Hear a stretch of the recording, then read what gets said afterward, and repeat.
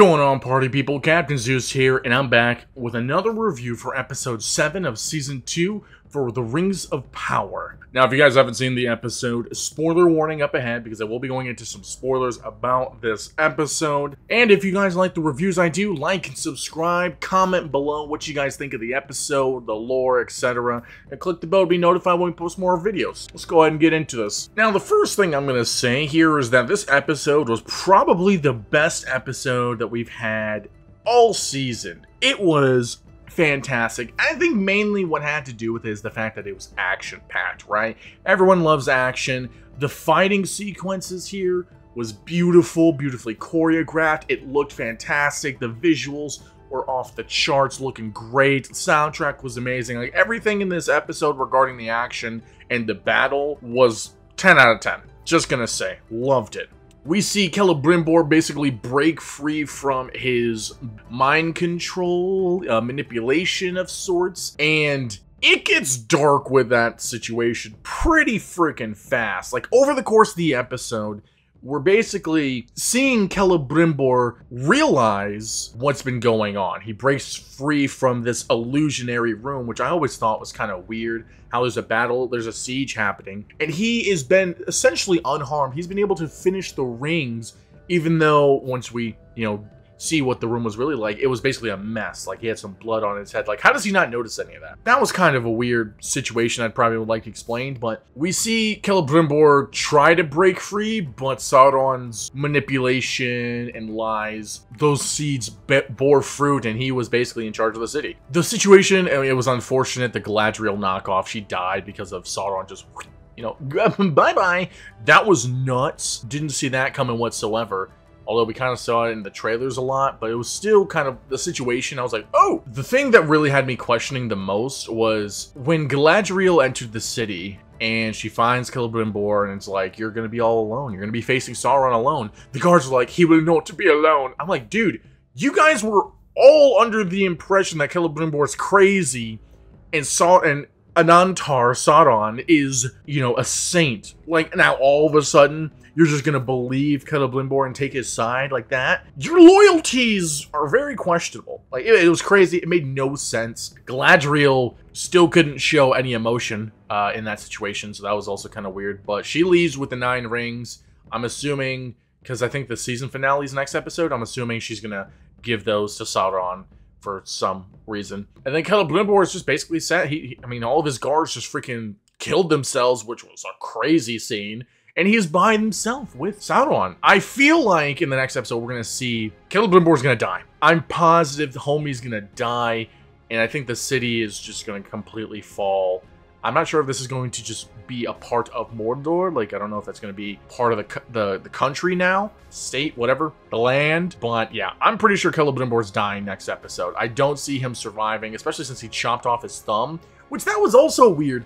I thought if you're going to use that lever to chop anything, it should be the freaking first thing they do is the chains. Trying to chop those off. He didn't even try. He just went, let me just cut my thumb off. I was like, let's try to save our hands, right? You're a smith. That's literally, you need your thumbs. You need them. That leads us into, the siege that was happening. We see Elrond try to go to Prince Durin to get some help, which they do not come. That surprised me. Prince Durin's basically hands were tied. It's like, if I help Elrond, there's nothing that's going to be left. But if I don't, they're going to be screwed. But my people are going to be safe-ish. Also, King Durin just started killing people? Yo, what the freak? Homie just had his axe. He's like, fine, I'll do it myself. Like, freaking Thanos. They just started murdering people? What the frick? I'm sure we're going to figure out what's going to happen in that situation next episode. Not a lot of time spent on the Durin situation, which I think is fine because this episode is mainly about Celebrimbor's story wrapping up and the battle, which, again, I cannot overstate how freaking awesome that battle was. I kind of wish there was more at some points. I will say that Asian elf, she's a G. I don't even know her name. Lady freaking shot the arrow to blow up the siege weapon that was slamming into the wall after taking, like, what, 8 arrows to the body? And then, like, homie's finally killed with, like, the final arrow. She's a freaking G. R.I.P. Asian elf. She was freaking dope, dude. I was like, we need more of thems. We need more of thems. We do find Arondir freaking finally does something this episode. R.I.P. But Homie jumps in after like 2-3 episodes of just wandering the forest. He meets up with, I always say his name wrong, Adar's forces, only to save Galadriel as she breaks free. Which we'll go over to that in a second. I'm doing a weird timeline here, but just follow with me, guys. And he set out with one goal, and that was revenge. His homegirl's son basically said, middle finger, screw you. And he's still like, you know what? I'm going to kill this man for the love of my life. And he did not succeed by any means. This dude, still one of my favorite characters, by the way, freaking was fighting off all these orcs, and Adar just freaking murks him. And oh man, I was stunned by how fast he died. Or I'm assuming he's dead. We haven't seen any other confirmation yet. But also just how fast that little encounter ended. Like, homie stabbed Adar, and then Adar just stabbed him right back, and then just finished him off with his giant sword. Yeah, I'm like, dude, Adar is dope.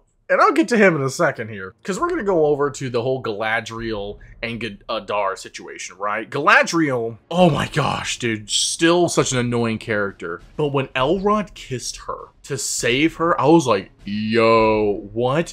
But then I immediately thought, you know what? Before he kissed her, he took something off of his shoulder. That's either the ring or some mechanical item to let her break free. I was like, no way he's giving her the ring. So he's kissing her. You can see him sliding something in her hand, and she looks up shocked because he slid something in her hand, not because he kissed her. And she breaks free, right? But again, throughout the entire encounter, she showed literally the same amount of emotion she has showed this entire series, and it killed the mood for me.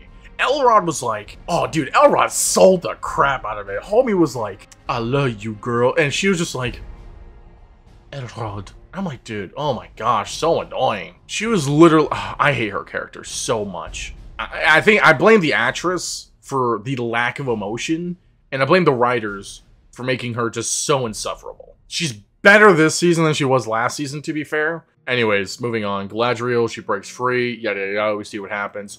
But I want to get to Adar. Adar is probably my favorite character in this entire show, because he is an antagonist who has depth. He's probably one of the only characters, besides maybe Elrond, that has depth. I mean, Durin, Prince Durin too. But this man is a bad guy, but not because he's a bad guy. Say Zangief, you are a bad guy. But this does not mean you're a bad guy. He's basically doing everything he's doing. It's for the orcs and to kill Sauron. Granted, he's like, I don't give a frick who I kill. I'm just being nice about it. I will murder all of yous. Dude, he's such a badass. This man just starts murking people. He murks one of my favorite characters. I feel conflicted because I'm like, I like both of your characters.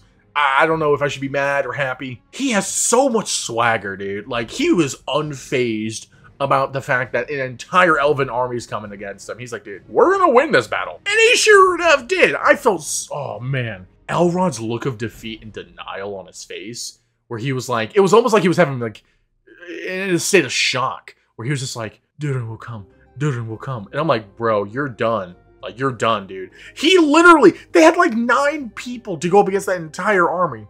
And they put up a fight. Don't get me wrong. They put up a fight. High King probably dead. But dude, that was a crushing defeat on Adar's side. But I know for a fact he's going to get betrayed in the finale by that one orc who keeps questioning him. And you always see it coming, right? Whenever they start questioning and literally showing signs of doubt, you know they're going to betray him. And it's basically confirmed at this point. That specific orc is going to create a rebellion and betray Adar, just like how Adar betrayed Sauron. And he's probably going to die in a very similar way as Sauron did the first time. And it's going to be poetic, and it's going to be so effed. And it's going to be so sad because this man is doing literally everything he can for these orcs. He's like, I don't want you guys to be under the same heel like we were under Morgoth. Like, I want you guys to be free. I have this whole country, Mordor, for you guys. I will murder anyone for you guys. Granted, we're all gonna, like, a lot of us are gonna die, but that's a sacrifice that's needed. But dude, his character, so freaking cool, man. Can't get enough of it.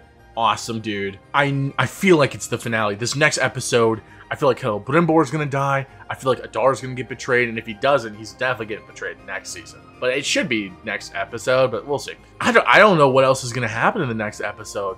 I'm glad that we haven't touched on Numenor this episode, because it would have been like completely irrelevant and pointless. And also that Numenor, I'm over Numenor. I don't want to see anything else about it. I'm focused on Middle Earth. I'm focused on Celebrimbor's story wrapping up, Elrod's, what's gonna happen with him, Adar. Like, this episode was good. I was interested. Now, there was a lot of things that made me just question, like, what the frick, you know, kind of like I mentioned earlier. But nevertheless, I would probably rate this episode a good solid, honestly, like an 8. I'd probably rate this episode an 8 out of 10. Probably the highest rating in a while, for sure. Like, this episode really kicked it up a notch. Budget was definitely there. The visuals were fantastic. The action, the choreography, the soundtrack, beautiful. And for the majority, the writing was good. I was into it. I was into this episode. But, you know, we're just going to have to see as to what's going to happen next episode.